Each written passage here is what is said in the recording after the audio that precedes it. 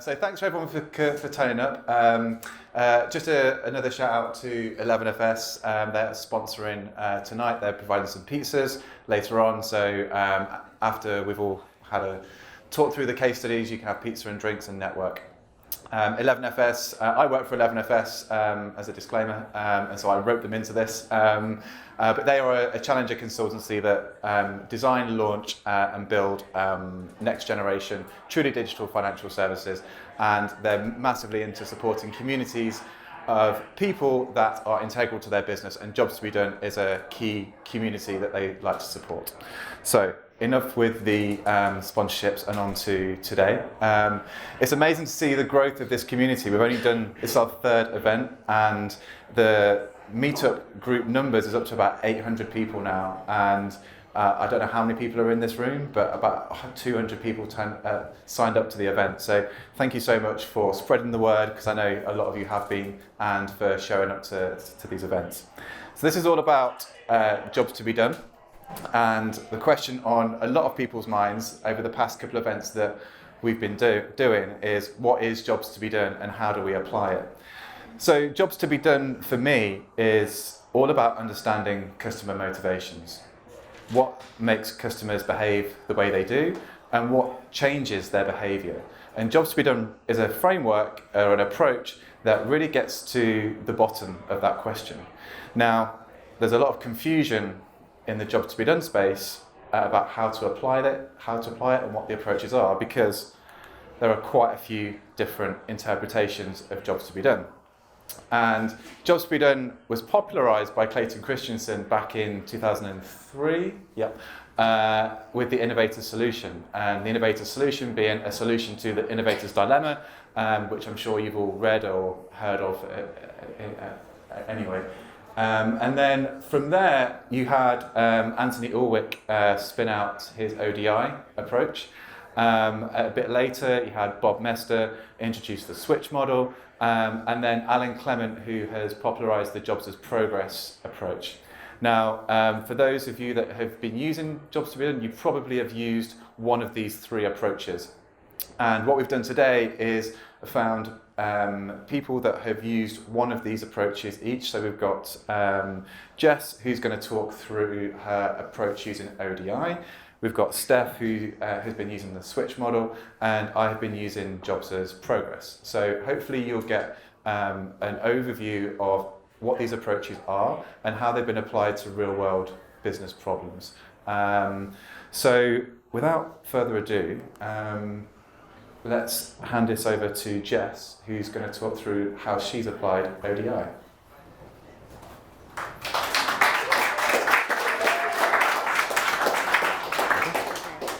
And then do I do click? Yep, that's right. Let's try this one. Great. Let's try this. Okay. Hi guys, my name is Jess. I'm a product manager at a digital product studio called Beyond. We're down in London Bridge, and we work with companies to identify growth opportunities within the digital space, create new products and services and take them to market, and help facilitate sustainable innovation within their own business.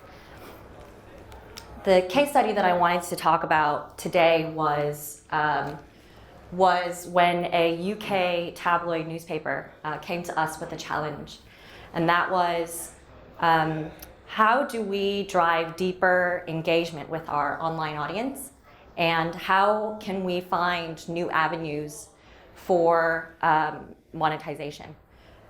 They were seeing a lot of traffic coming to their website, and they were all coming on mobile, which was really great. But ultimately,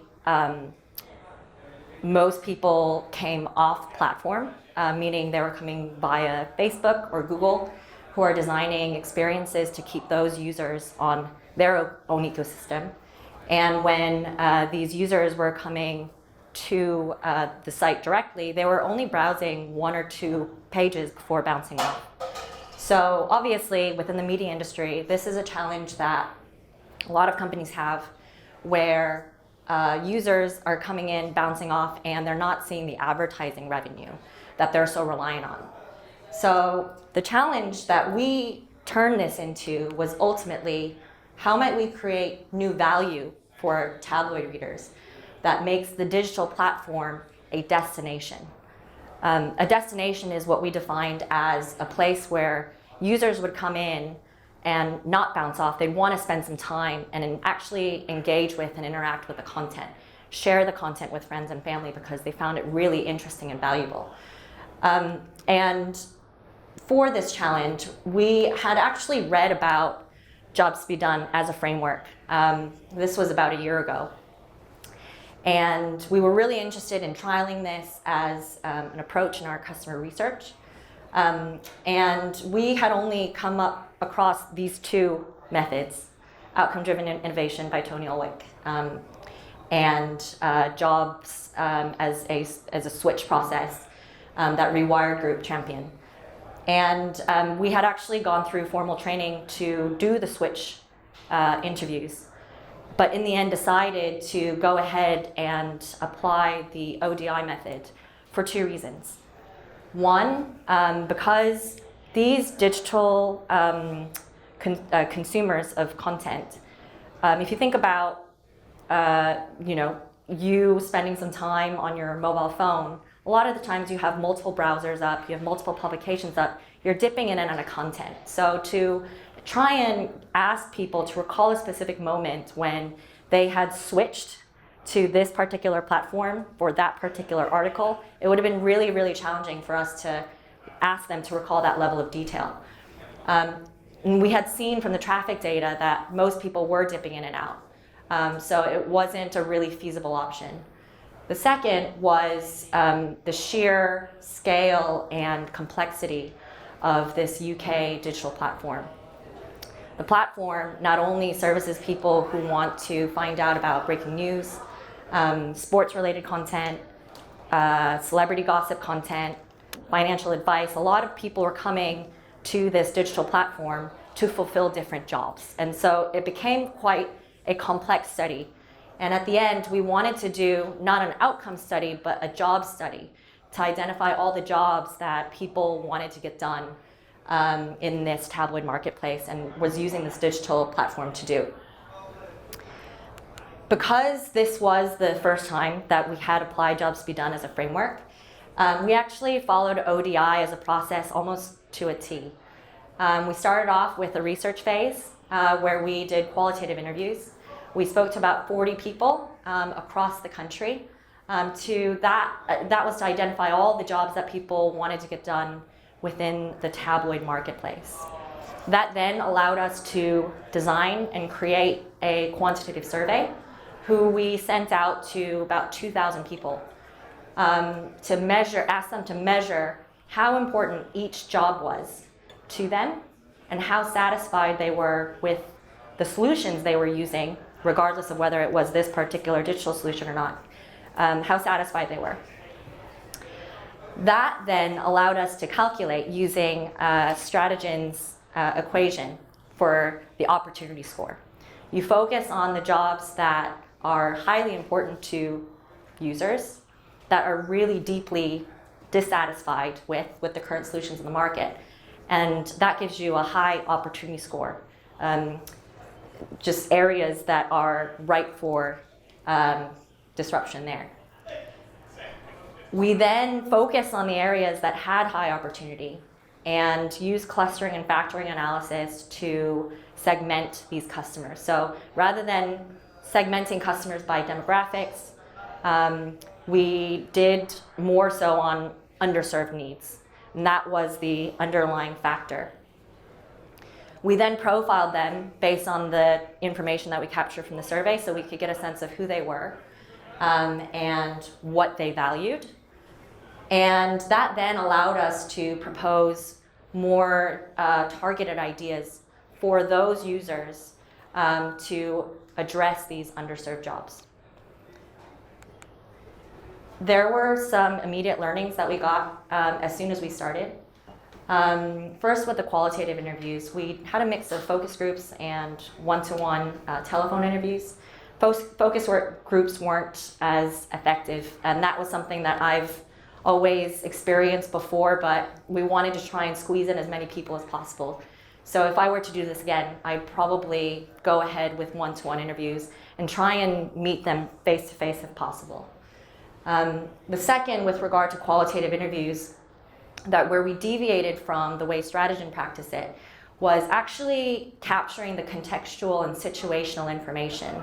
A lot of our users were coming through mobile, so it was really important for us to understand what they were doing at the time, what triggered them to actually browse for content. And Strategian don't really talk about that, because ultimately you want to just capture the list of jobs so that you can create the survey and then send that out. But we found that really helpful to really understand the context around the situations. And the third was with regard to who we interviewed in the qualitative interviews. Strategian, again, don't really focus on saying you need to screen in a wide spread of the demographics, age, geographic location, socioeconomic group.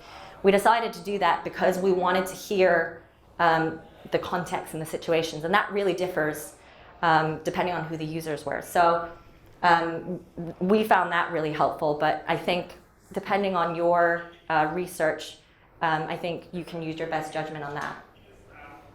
With a quantitative survey, this is where we probably struggled the most, because it's quite a long process. In our qualitative interviews, we ended up with about 120 job statements, and that's both functional job statements, things that people actually want to get done and we're using this digital platform to do, and emotional and social jobs, how they wanted to feel when they were using this particular product or brand, or how they wanted to be perceived by others who saw them using it. And if you ask them to score the importance and the satisfaction for each of those jobs, your survey then becomes really, really long. And one workaround here was we had actually asked the survey participants to self-select the questions that were relevant to them. So if they never read sports, they wouldn't get surfaced the sports-related job statements. And we would default that to not important and highly satisfied, which actually in the end didn't kind of cross-contaminate the actual opportunity scores. We also had learnings towards the end of our analysis when it came to strategic recommendations. Here you see it as a single point in the journey, but actually this ended up being quite a longer process to get to the solutions. First was with regard to the opportunity areas. Because we had done a job study, maybe not an outcome study, we had a lot of underserved jobs that weren't necessarily related to each other. And in our interviews, we found that a lot of people would just go to a health section or go to a sports section, and very few people actually read every single piece of content that this digital platform offered. So what we ended up doing was highlighting the top 6 areas of opportunity based on the most underserved jobs from our survey. So we have health, money, technology, environment, home and garden, and fitness as areas that contained at least one underserved job that came off the back of our survey. We presented that back to the business stakeholders to say, hey, here are all these opportunity areas. Which is right for your business, which aligns with your business strategy, and actually ask them to make that decision for us. Here you see a bit of market sizing, which we did based on extrapolating the data to the tabloid market. And that allowed us to have more interesting and informative conversations with them, because business stakeholders really care about the market and the money. Money ended up being an interesting area for them to pursue, because they had made some decisions as a business. They had coincidentally promoted the section from a hidden secondary part of the navigation to the primary navigation, and saw a lot of traffic coming in that way and a lot of engagement. People were sharing content. And then they had just recently also hired a new editor. So as a business, they were coincidentally making a lot of investment in that area, which is why they honed in on that. The 3 underserved job statements that we focused on for our research were kind of related. And they were manage my finances, find financial products and services that help meet my financial objectives, and find out how to achieve my financial objectives. So very similar, but slightly nuanced. We ended up going back to our qualitative interviews to see what insights, contextual, situational information we could glean from our previous interviews, but actually quickly found out that there wasn't enough in there for us to ideate on. So we ended up screening in a second round of qualitative interviews with people who actually had these as underserved jobs, and asked them more detailed, in-depth questions around the situation, the context of these problems. We found that most of the people had unplanned debt as financial objectives that they were working to clear or manage. And that was something that was not anything we had heard before. People were just talking about financial objectives very, very loosely. But if you think about it, people have different financial objectives. It could be unplanned debt. It could be planning for buying your first house, going to university, whatever it is. And the market that we ended up focusing on was with regard to unplanned debt. The insights that we gleaned from this second round of interviews allowed us to create a rich persona with their pain points, their own journey, which we took into ideation. And that was the third step, which is idea generation and enrichment. I'm sure lots of you have seen this double diamond before, which is ultimately, the full creative process. Jobs to be done is really that first dark blue section. And when I applied this the first time, I mistook that it would just be the answer to all my questions, but it was only the first part. After Jobs to be done, we had taken it back to the business and asked them to define our focus, and they said money was interesting. And so we knew that through that approach, we were solving the right problem. But ultimately, in order for you to succeed in the market, you still need to ideate solutions, the right solutions to design, and then you need to build, measure, and learn, and build it in the right way in order for you to solve that problem. So really, Jobs to be done isn't going to give you all the answers. It's a good start and one of many inputs that you should use to determine whether you are solving a problem that is valuable to customers and valuable to the business.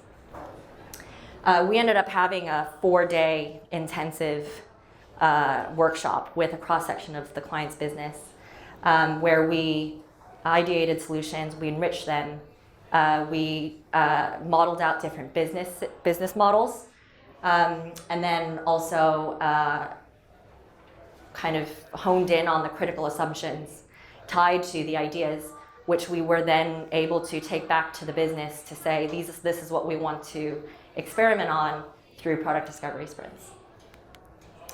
So what was the impact of applying this framework to our research? Well, we did isolate money alongside some others as a high opportunity focus area.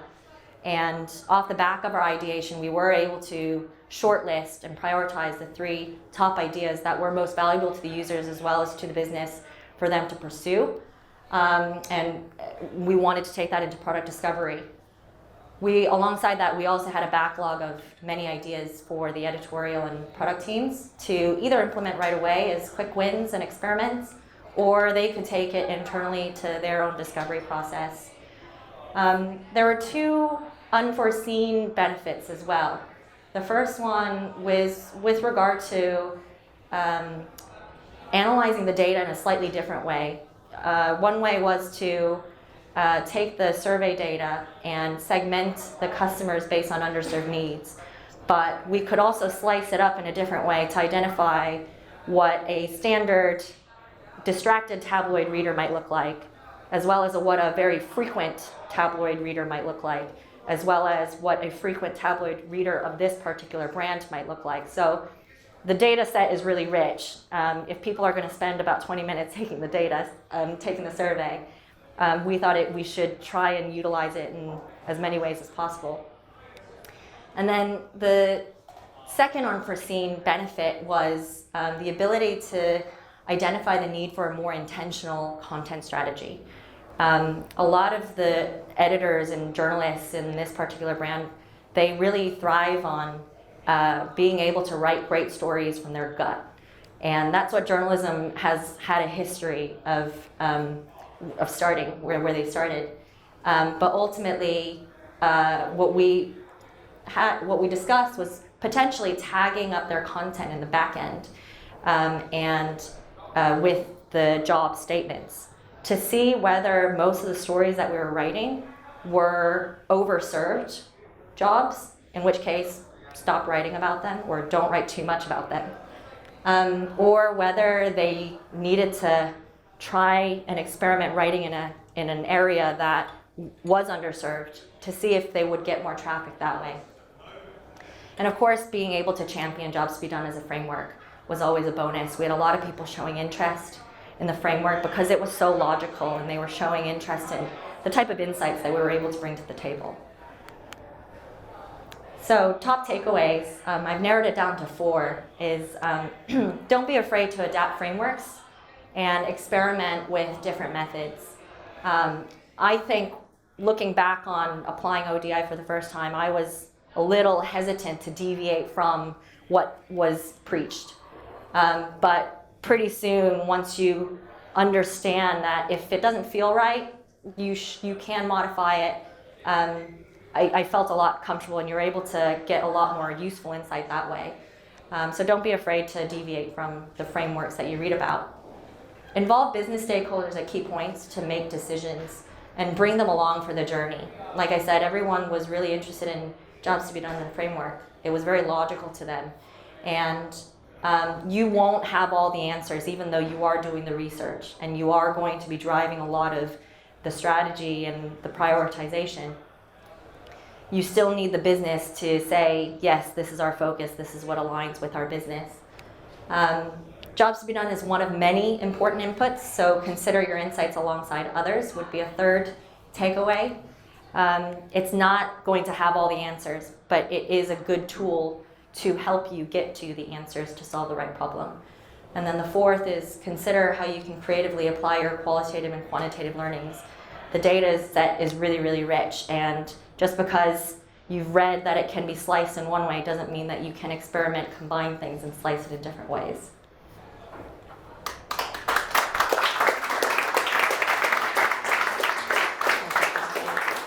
Thanks, Jess. That was great. I just want to say we're going to do the 3 presentations first, and then we're going to sit down and allow you to question the approaches we've taken. And so keep all your questions, note them down, and we'll have all the questions at the end.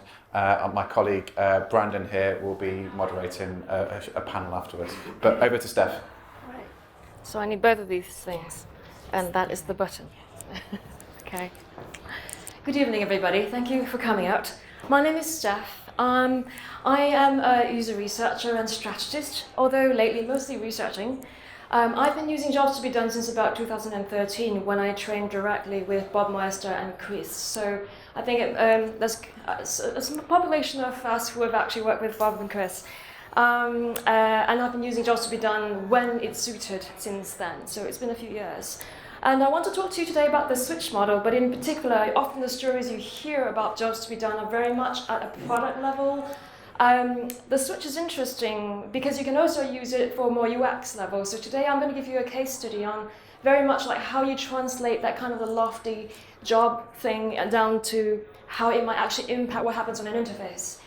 And this particular story is about Talk London. Has anyone of you actually heard of Talk London? Right, it'd be interesting to see whether you visit later on today.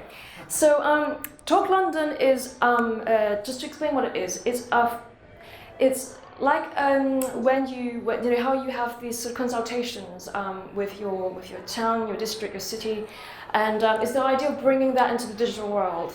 And it's a concept that's been around for a few years. And a couple of years ago, I ended up working with London Gov for a while, and one of the folks who came to us for help was the people who were running Talk London. And the problem they had was kind of probably a standard issue where you have when they're trying to amalgamate different websites under the same platform, so they don't have to run multiple platforms in order to save cost. And they were slightly worried because there were a couple of problems. One was Talk London is supposed to be independent. And so as somebody who's contributing, whether through discussions online or whether through surveys, you want to know that you have independence and that people will listen to you from the government. And you don't necessarily want to be affiliated with one party or another, which is how London government works, right? We have a mayor that's part of the Labour Party right now, and before that's part of Conservative. So all that, we don't want to sort of have the politics be too closely associated, but you want people to have their voices heard. And so there was a little bit of a worry about what happens if you bring something like an independent forum of citizens close to a government entity. And so we had to merge with the Mayor of London website. They were kind of worried about that. So this was what it looked like at the time. And there were a few interesting issues which you might not see. Like, for one thing, this is supposed to be a citizens forum. Does it look to you like it's a forum that you can contribute to? So we highlighted certain issues just through pure heuristics to begin with, so quite a typical UX process. And then we said, okay, from there, how about let's take into testing several concepts and just and see whether what people reacted to. So first was the original design. So I can't show you the prototypes anymore, I'm really sorry, it's been a few years. The original design, which was something like this, and a new design which is in a new architecture with the rest of London Gov, and then a third one which is completely radical. I had to push a little harder for it. So what happens if Talk London look a little bit more like Reddit, or more like something that it looked like where you can contribute and have discussions on. So those were the kinds of prototypes we took into testing. And so our objectives was, just to sort of summarize, we were curious to know if people continue to understand the site's purpose and the value it delivers to them. We also were really, really interested in the level of trust, because it's massively important. Around the site's content, do people trust what they read or what other people contribute? And then, would they be interested in contributing? Because that was also the important part. Right? I was pressing the wrong button, sorry.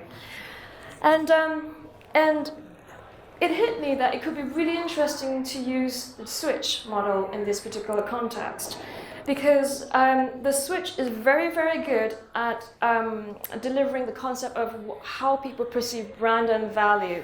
It is particularly good at sort of surfacing emotional jobs, if you like, or emotional needs. And so you might have seen this if you have already read up on the switch model. So the timeline is a very key component of it. It is the framework where you sort of use this sort of framework to help you guide the process of the interview. So the difference, so sometimes when I speak to researchers, they struggle to grasp why the switch interview is different from a normal interview. The difference is that you don't necessarily come up with the themes for what you want to ask first.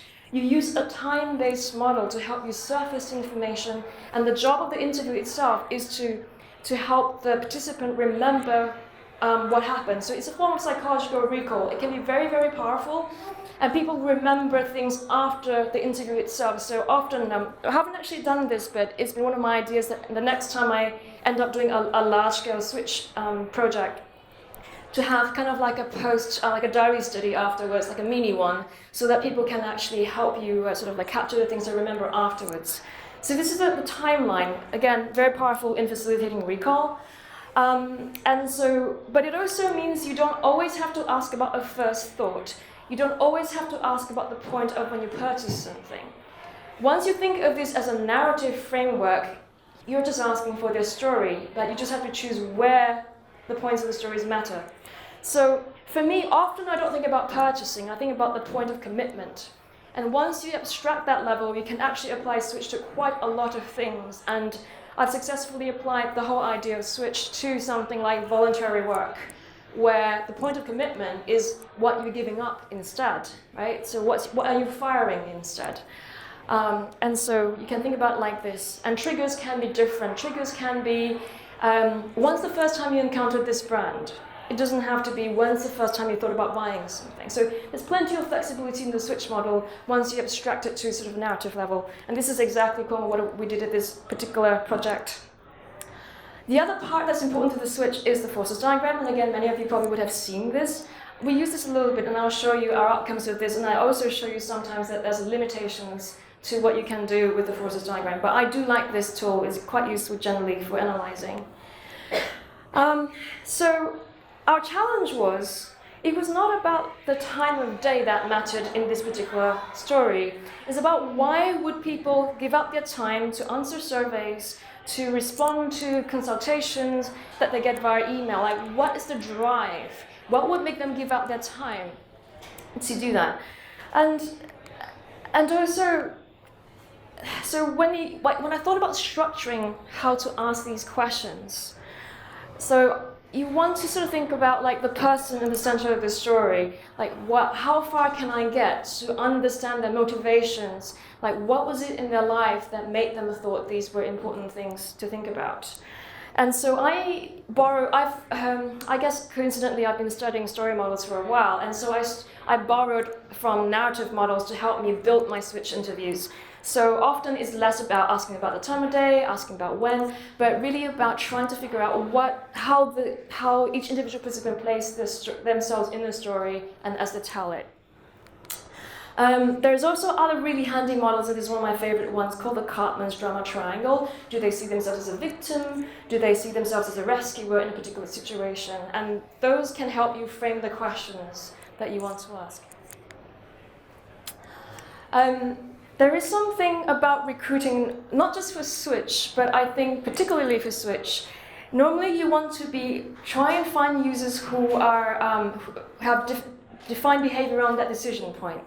So the easiest model to think about are new users, and if you can't have new users to your product, people of competing products. And then you try to recruit across different customer segments or ex-users. One of the important things about Switch, and it's one of the things that I think Chris and Bob discovered when they worked with us way back when, was sometimes the person who is actually making the choice of using a platform or using a thing is not the person who actually uses it. So for example, if you're running a CMS or a tool, that particular differentiation is important, and you probably want to talk to both groups of people. And so here we get to the switch interview and the concept testing for here. How do we frame this? We decided to just keep it relatively simple. We have a community of people. Let's just pick some of the most active ones and speak to them and understand why do they give up their time. And the other ones who are, what we call them with propensity to engage. So the way we determined this was we did a sort of a proper recruitment drive, and we looked at and we asked them, do you talk about these specific issues with your family? Do you get involved with local communities? And these kinds of issues include things like air quality, cycling lanes. I don't think trees was on that, but just so quite a few things. And these were the issues that were quite prominent way back in a few years ago when we did that. So casual conversations on online involvement. And this is how we structured it. And it would look very, very much like a kind of a classical 1-hour session you would have with a user. I mean, we did this one-to-one in a lab situation, and but the opening interview was quite long, and it was the magical 20 minutes that I gave it. So between 20 to 25, I did involve my stakeholders in coming up with the discussion guide, but I think one of the things I could have done better was to communicate how long this first part was going to be, so that they wouldn't worry that the user will never get to see the concepts. And so we did the key journeys, and then we had some questions that the stakeholders had about the main navigation and the association with that. And in the closing interview, I did a classic BERT test. And the structure was slightly different for people who are already existing consumers of the website, existing users, versus people who are not. The only difference is the people who have used the site know the site, so we use that as a comparison point. We show that to them first, and then we show the concepts. Again, quite classical UX testing. And for non-Talk Londoners, we showed them the concepts, and then we showed them the current website. So we did it in reverse. Okay. So what did we learn from that process? Some really, really personal stories came up. Obviously, I can't name anybody, but you have stories like, I'm involved in the cycling forum every day because I've been hit by a car 4 times, or I've had accidents 4 times and 1 time I was seriously injured, or I have issues with the NHS because I've lost somebody under their care. Those kinds of really sensitive stories came up. And then you realize that actually this is very, very important. What we're doing here is massively important, and the great thing with having the stakeholders in the room was it gave them faith that they were doing the right thing. And I think the challenge then was how could we help them do it better. Now I did the 4 forces, and I didn't find it to be useful in that context we're analyzing. And one of my stakeholders was very prolific with Post-its. This is only about a quarter of the Post-its she captured during the 10 sessions, which was amazing because it made analysis wonderful. And so when we started sorting them to look at how can we make sense of all this data, it was a lot of personal stuff that came out, quite a lot of small drivers, and a lot of things came out when we showed. Now it's been the first 20 minutes was highly emotional, right? You get people's real life stories, and then you show them these concepts. All of a sudden, they were able to say very articulate, very clearly, now this will help me trust you more, and this thing doesn't matter. And things will be things like, I want to have more current information. I want to know, what is, in particular, I'm trying to be sensitive of what I can say. So in particular, there will be things like the currency of the information, the level of curation of data, of the conversation by the community managers. Things like that really mattered and was surprising when they came out. So, so you can see my little diagram and see what this is turning into. And essentially, if you know about jobs progress, it looks really, really similar to what this could look like. And so we mapped the cycle. So firstly, you had lots of triggers, and then you have the promise of Talk London, which is to allow people to take part in policy at scale, in the digital format, at home. We want them to engage, and we want them to post and respond. But what are they trying to get out of it? And all of them said, I'm hoping that I'm making an impact. And then you go, do you think you're making an impact? And they'll say, I don't really know. And then you know that's where the point where the chain has been broken, and that's where the cycle of trust is vulnerable.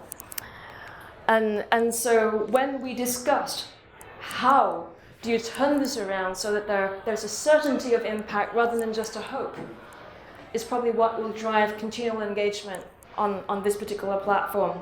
So we need people to perceive that there's an impact. So the impact of using the switch itself, very, very honest, visceral human responses that stakeholders cannot ignore. They were going to probably do it anyway, but I think we gave them this emotional compass inside that you start to know what might be the right or the wrong thing to do. And it set the scene for you to very, very clearly articulate what builds Orbit's trust and value, down to things like timestamps, down to things like placement of how threading worked in a forum. So I got really precise instruction on the user experience side of things. I hope this shows up fine. Oh no! You need to have requests for the video, it's not going to show. Oh well. So maybe when we send the slides out, you can see it a little bit. So this is a screen capture of the original site. Essentially, the impact was a little box at the bottom, and actually it links to a series of blog posts, all the blog posts. So there was no way you could have known what you've contributed. And if you look on Talk London today, so it tells you your community, and you can see how many people are participating. It tells you what's the current most prominent discussion topics, the current survey, and it also, immediately after that, lists the impact that every single contributor has, well, single groups of contributors have contributed to. And I think from a design perspective, it was a win. Okay, I think I'm done, and here's Ryan.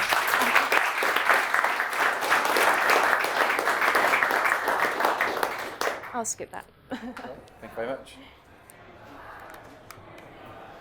Hi, so I'm Ryan. My background is a mix of kind of customer insight and product management, and I've been using Jobs to be Done for about 5 years now. And I've tried a few different approaches, and I think one of the things I've taken out of this so far is that there are different approaches for different business problems. And the business context that I'm working in at the minute is financial services. And financial services is going through quite a big change at the minute. It's pretty late to the digital party, I would say. And so I work for an organisation called 11FS, who are helping banks create truly digital services rather than just digitise what they currently have. And our kind of slogan, as it were, is that digital banking is only 1% finished. And it's only 1% finished because largely what the banks have done so far is digitise what they currently have. So you had a paper statement, then you had an online statement, and then you had a mobile statement. It's exactly the same thing, it's just that the things got smaller. We need to reimagine what financial services look like for the digital age, just like Spotify has in the music industry. They haven't taken analog products and just made them digital. They've taken a CD, or how we used to listen to music through CDs and tapes and records, and created a whole different platform for music discovery, sharing, social, playlists and everything. They've rethought what music looks like for a digital age using the digital tools we have. And banking and financial services is going through exactly the same process. So when it comes to applying Jobs to be Done to the financial services industry, this is all about redefining what customer centricity looks like. And how do you design things around the customer using the digital tools that we have available today. And so my starting point is always this. It's a blank sheet of paper, because we're going from the process of dropping these digital analog products and thinking, well, okay, if we can start from scratch with a blank sheet of paper, where do we start? And that makes the whole process very difficult, because there's no starting point, there's no purchase, there's no switch, as it were.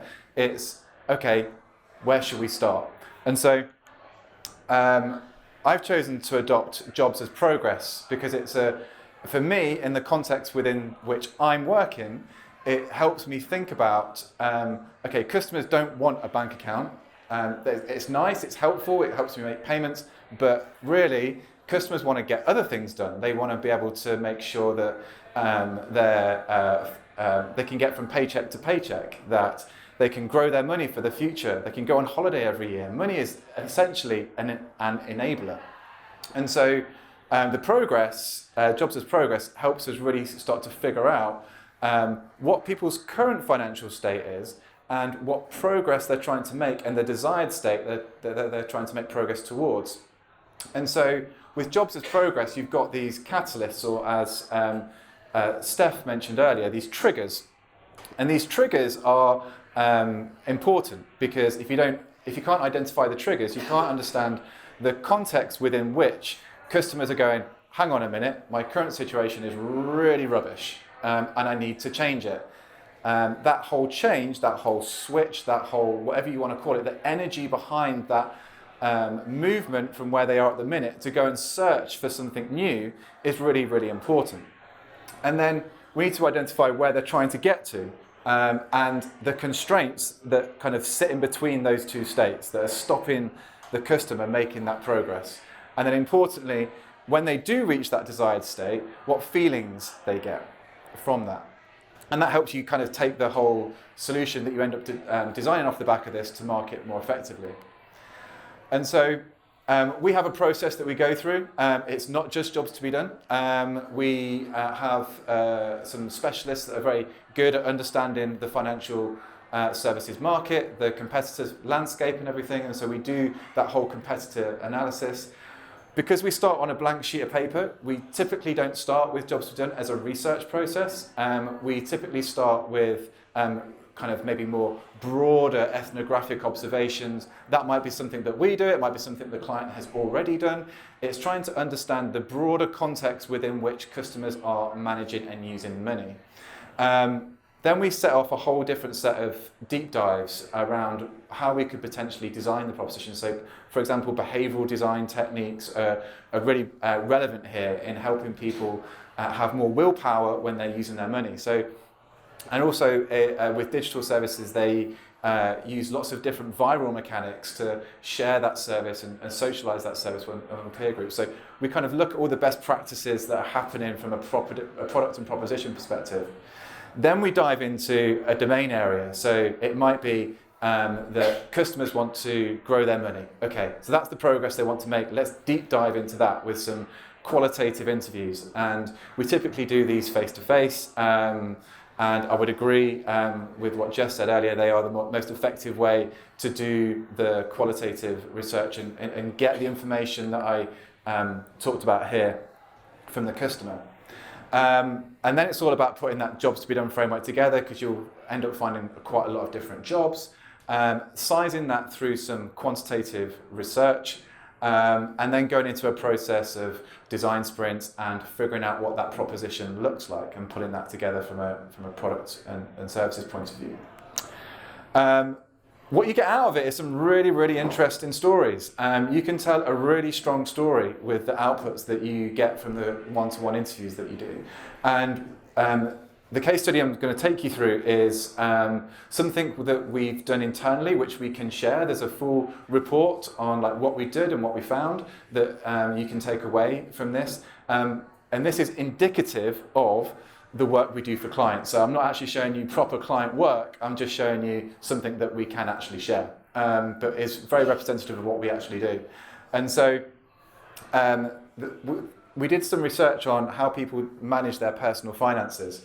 And there were some really, really interesting systems that people use. Everything from like a pin board. This was a student who worked on £13 a day, really small amounts of money, and managed her money using a pin board on her wall.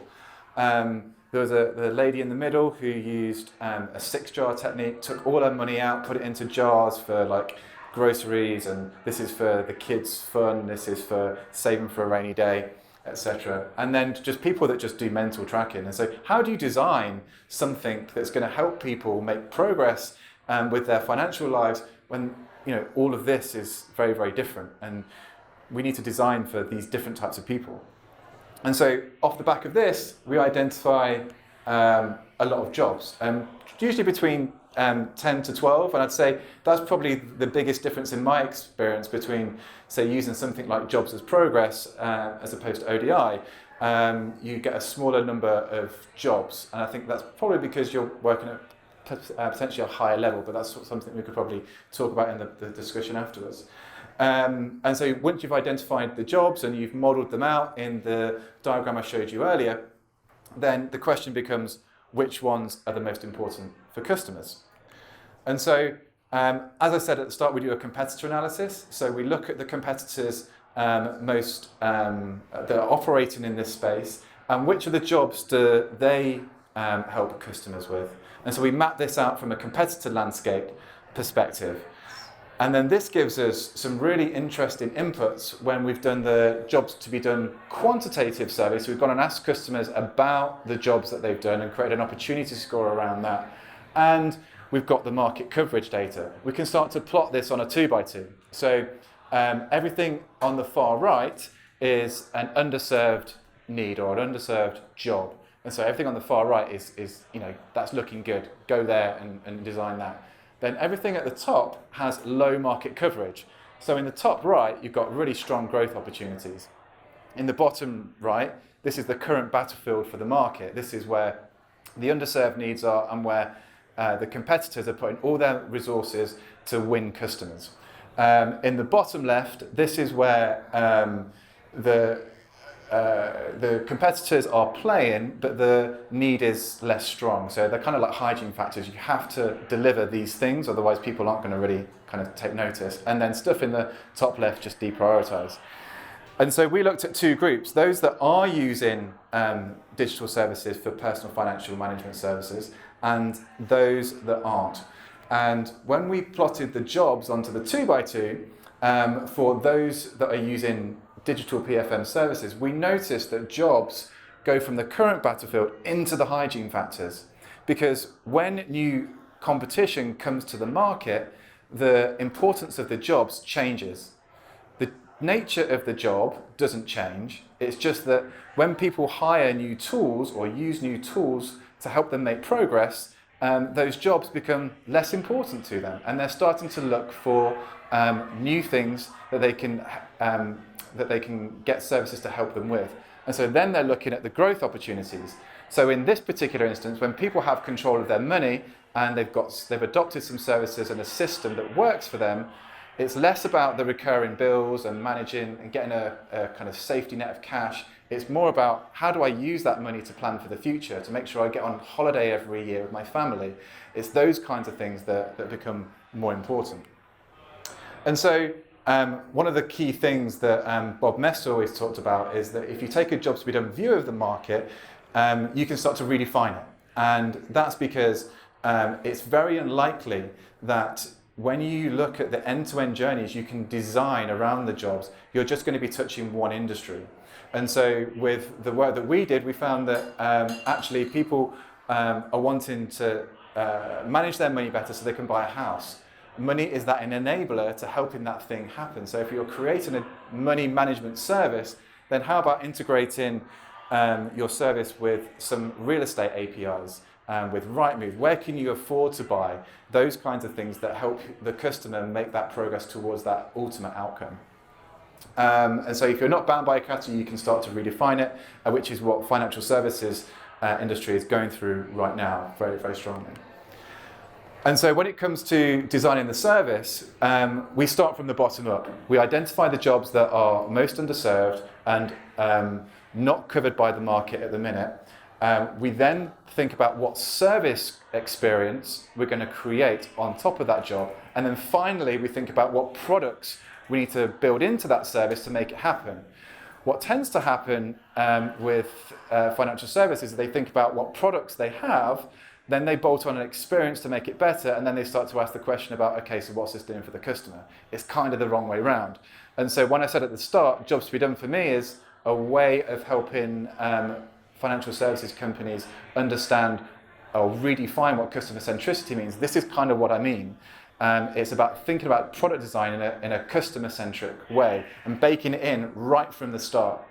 And to make sure that translates across into development, we map the jobs and the constraints onto a roadmap. And so a digital banking proposition could look something like this when you create a kind of product roadmap.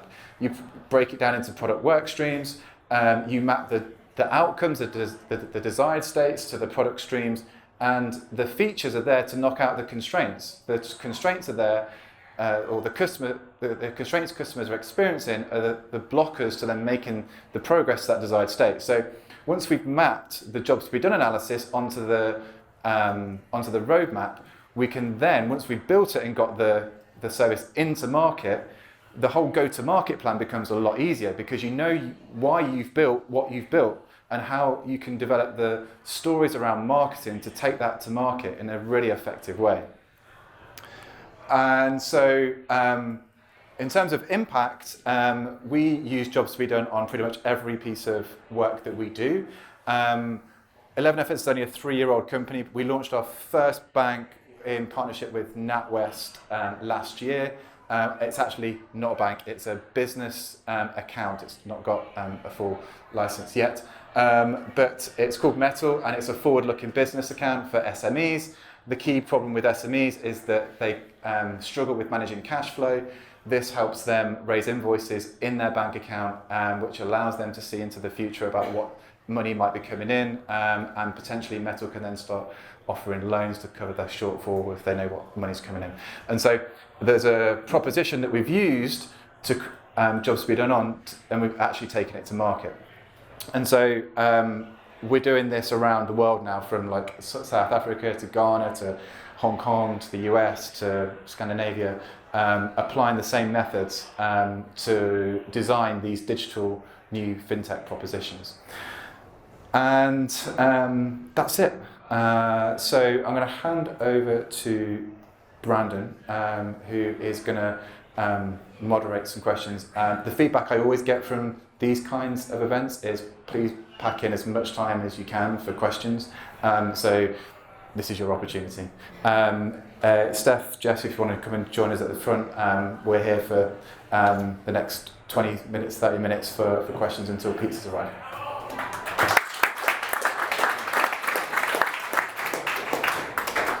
Cool, thanks Jess, Steph and Ryan. I guess, just first question, I guess this meetup is all about applications, all about applying jobs to be done. Just a quick question for the audience, who here has actually applied any one of the 3 methodologies in their projects? And who here is thinking about applying this into their current project and is fighting that corner at the moment? Interesting. Okay, so I guess the first question is, what are the common pushbacks you get about jobs to be done from either the business stakeholders, from the clients, and how do you guys overcome that? I'll kick off if you want, and then we'll do a turn each. So in terms of pushback, it's usually, well, we've done some research before.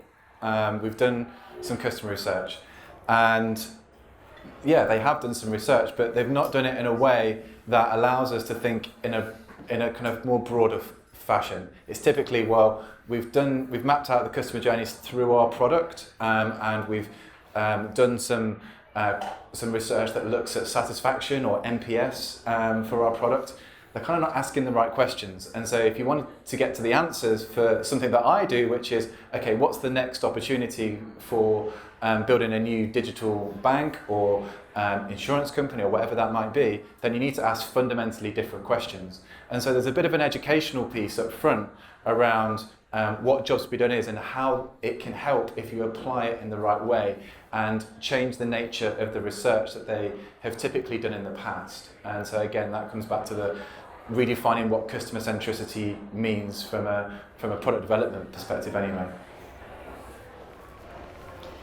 I would largely agree.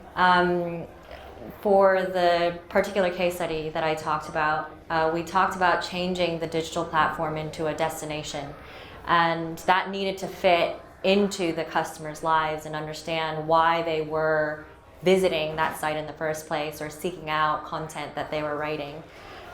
So if you figure out from a customer-centric perspective what they want, what their motivation to seek that particular piece of content or product or service is, then you're able to think broader in terms of what your product remit could be. Very much along the lines with what Ryan was talking about with his financial service product.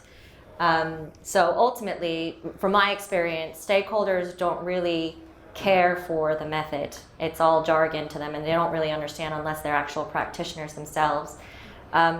What I focus on is selling the outcome and saying, we're trying to determine what matters to the customers to make this a destination. And that's what they care about. And if you show them a bit of insight or progress, something that they didn't know along the way, then you'll slowly win them over and they'll show interest in the method to that help them get there. I think I might be able to say about the same thing. I think maybe with some slight differences that I've been mostly working within the context of a team sort of in-house.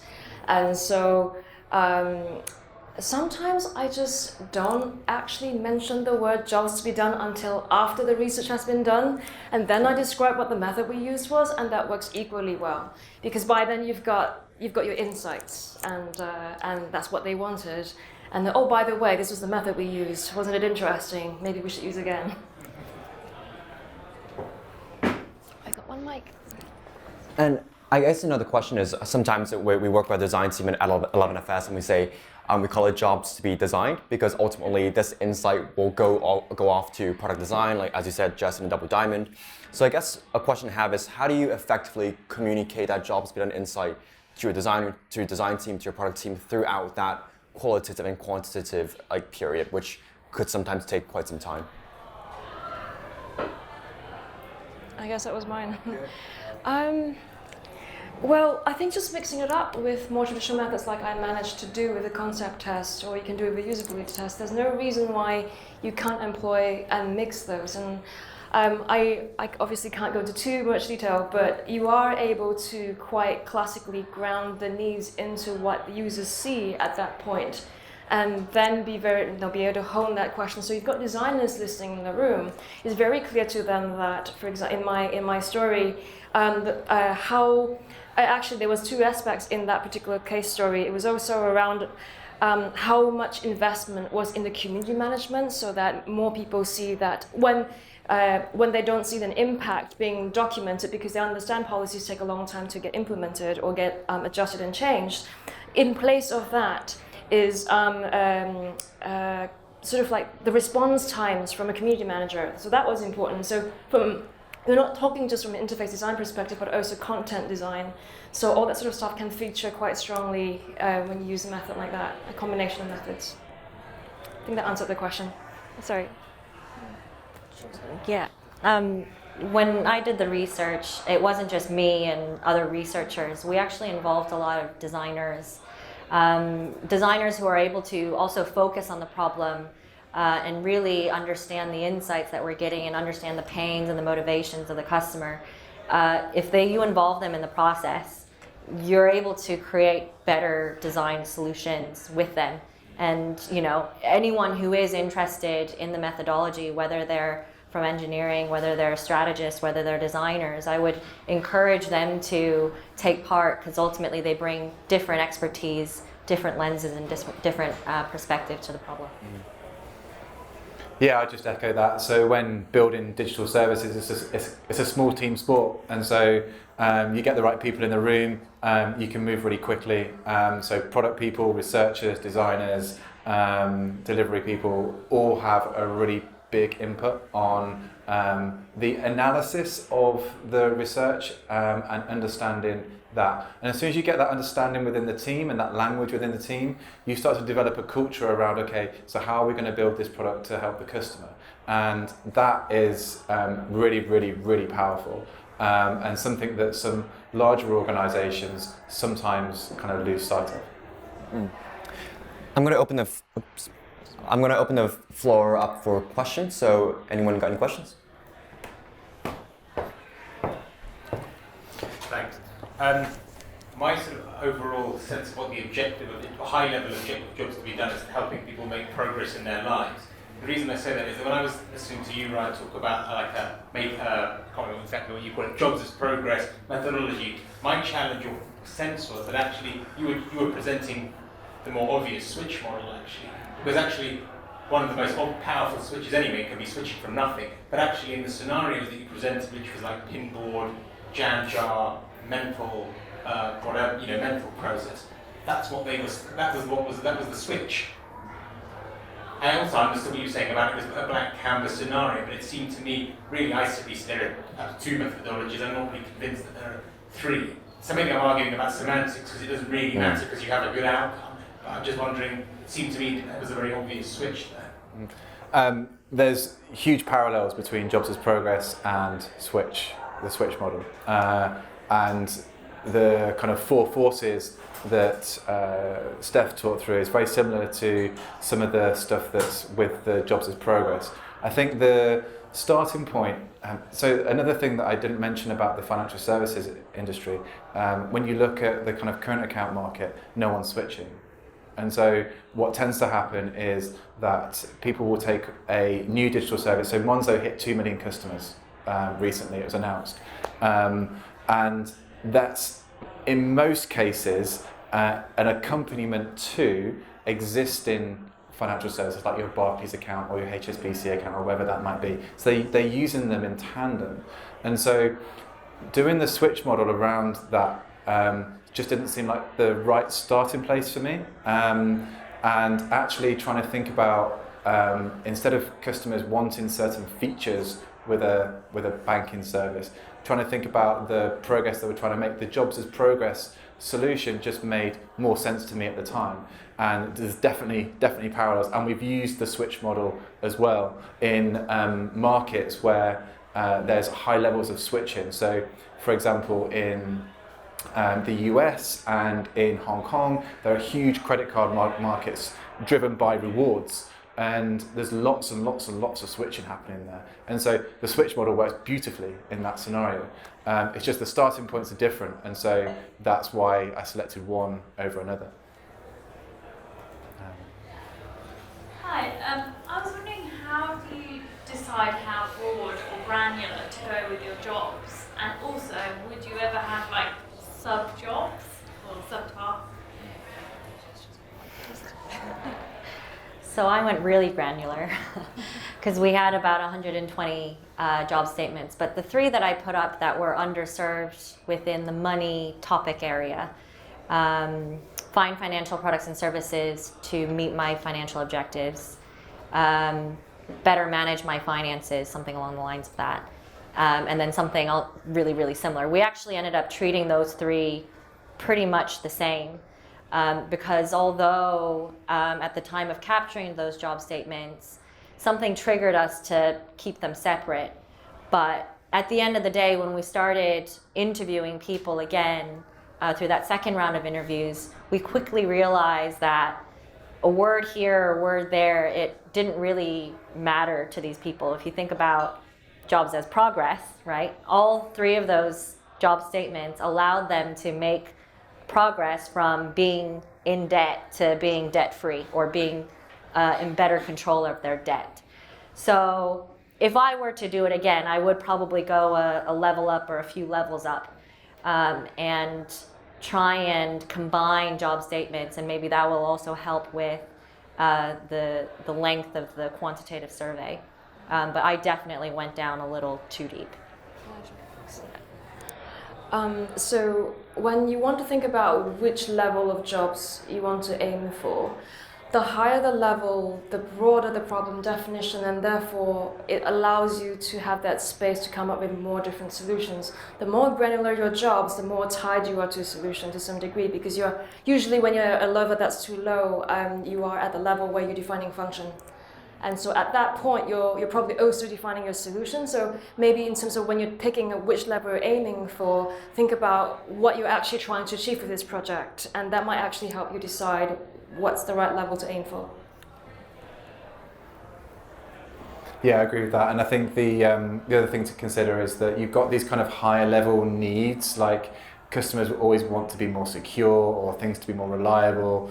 They don't actually describe what it is the thing should deliver. They're very kind of, it's almost like, how should the service feel when I use it? That's too high. I'd say bring that down a level, and if you can describe what a product should deliver, like becoming debt-free, that's probably a pretty good job. Anything lower than that, as Steph says, you're getting into more specific things that could steer you off in a direction you might not want to go. And then I guess the other thing that jobs get confused with is things like design principles. So, you know, we'll speak to people that say, I want to create a digital service that is really convenient for customers or really easy to use. That's like, well, okay, that's how that thing's going to work. It needs to be minimal, it needs to be understandable, it needs to be all of those things. That's not necessarily a job. So it's a good question, and it's something that we've kind of debated quite a lot internally.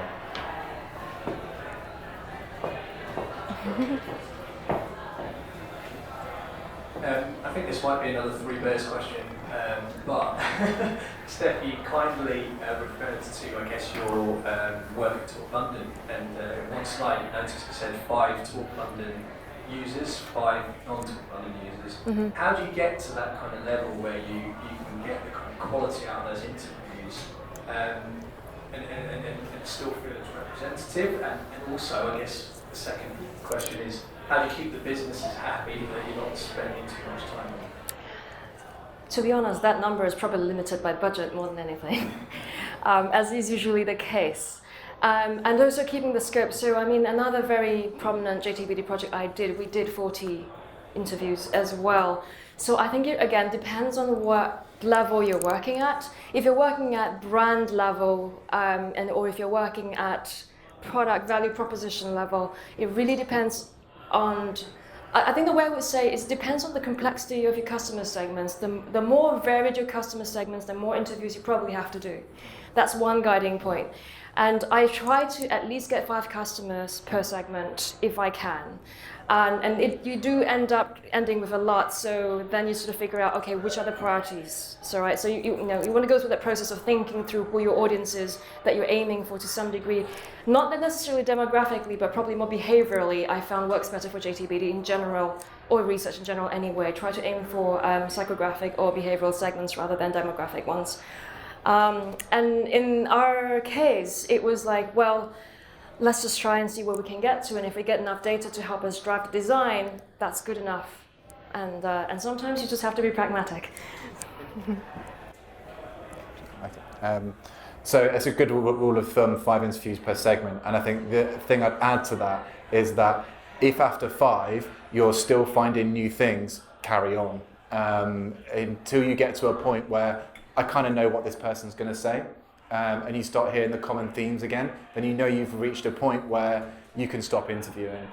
In terms of the low numbers, that's just inherently a problem with qualitative research, and so which is why we always tend to couple it with a quantitative piece afterwards, which is the sample structured in a way that is representative of the population you're trying to research. So you can start to see then how those jobs play out amongst a more representative audience. Cool. Any more questions?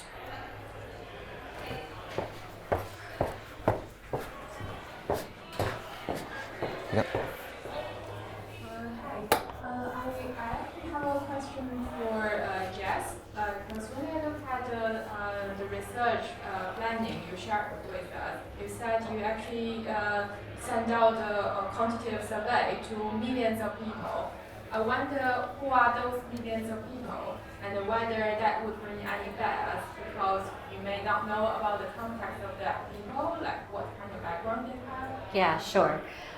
So with the research phase, both qualitative and quantitative, we had a screener to make sure that the people who were being interviewed or the people who were taking the survey were the target audience. So for us, the criteria at a very minimum was they needed to be a UK tabloid reader. If they read The Guardian only or the BBC only, we screened them out.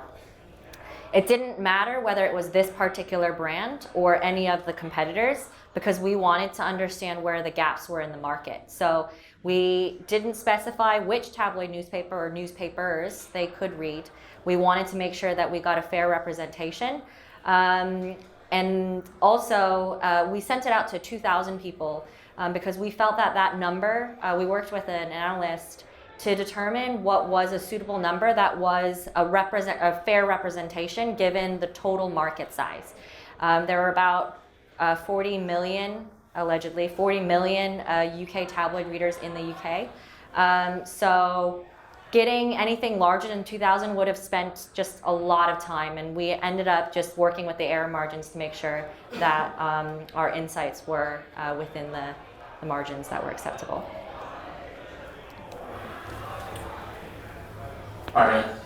Is there a danger with jobs theory that we might end up focusing too much on customer dissatisfaction, underserved needs and struggle, and therefore miss opportunities to identify ways to innovate in areas where customer satisfaction is high, and in those areas where customer satisfaction is high, might actually lie the key jobs they actually have in their lives? I think that's where the jobs as progress model works quite well, because you can identify a job and it might be really well served, and you might not find many constraints in that process of customers trying to make that progress, and then when you measure that quantitatively and you kind of validate that learning that this is really, really well served, then it's something that you just don't necessarily have to focus on right now.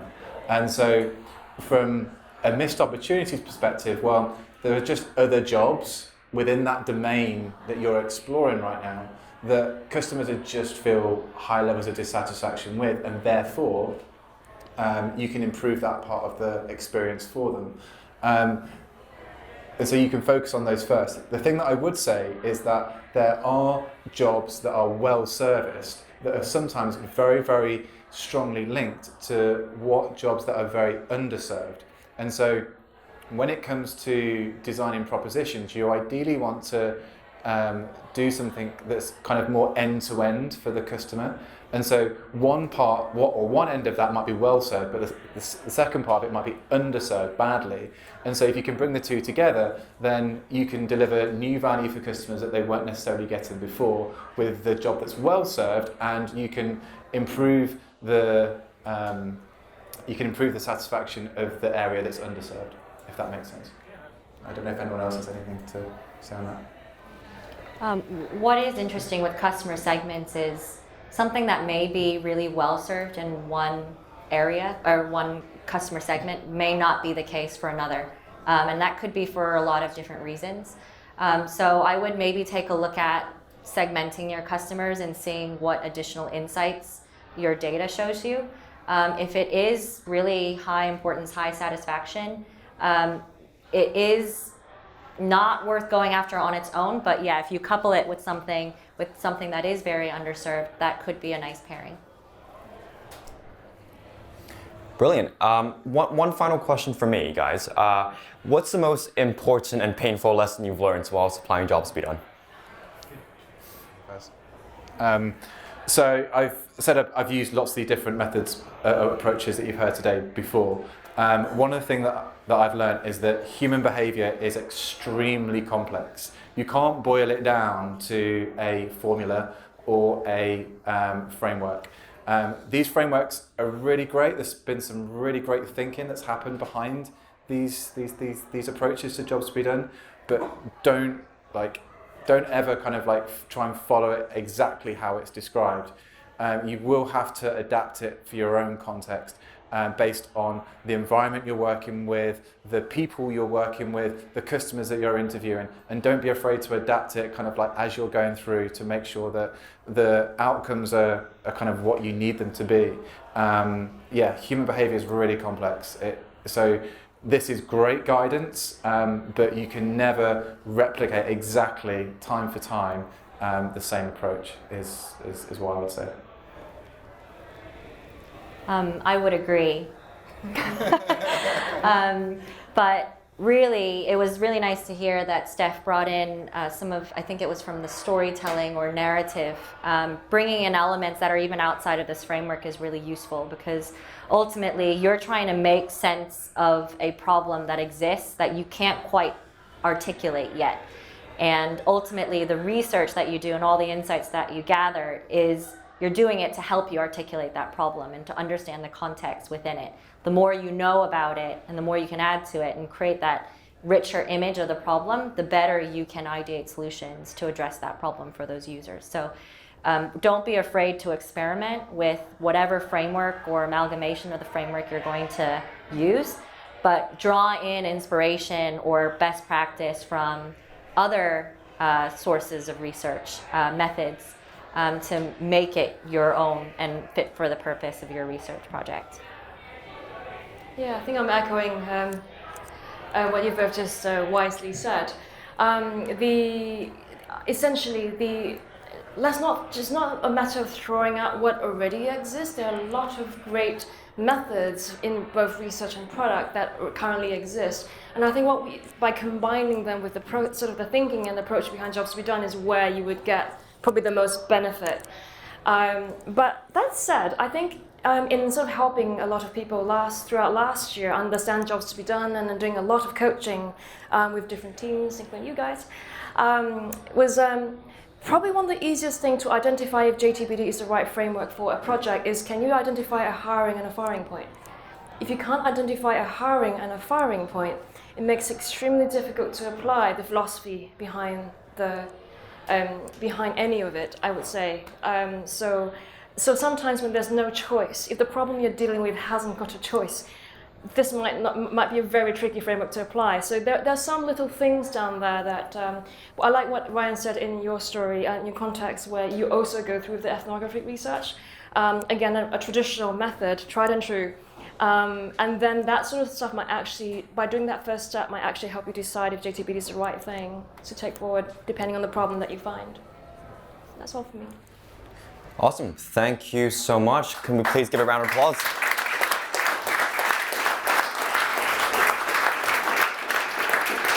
Do stay behind, guys. We have pizza and more beer coming along. Do mingle and do network and do chat to each other.